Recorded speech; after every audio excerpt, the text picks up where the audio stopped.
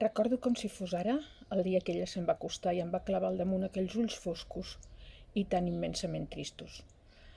Recordo el trastorn que la seva presència em va provocar, la turbació davant la seva bellesa rara, diferent i inquietant, l'estranyesa davant d'aquella joventut embolcallada de negre.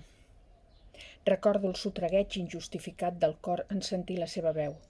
«Ets en Joan Traver, el periodista?» I llavors va començar tot. Així comença tot, aquesta nova novel·la que he publicat, he tingut el goig de publicar amb Editorial Bambú.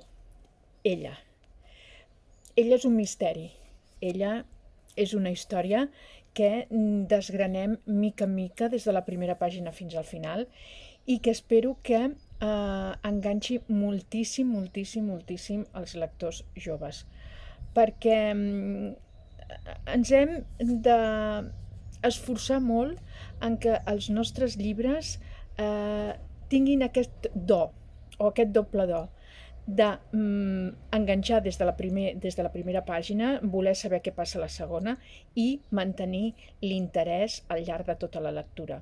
I si podem afegir un tercer do, jo diria doncs, de poder gaudir d'un final feliç, d'un final de lectura feliç. Espero que ella us ofereixi bones lectures a l'aula.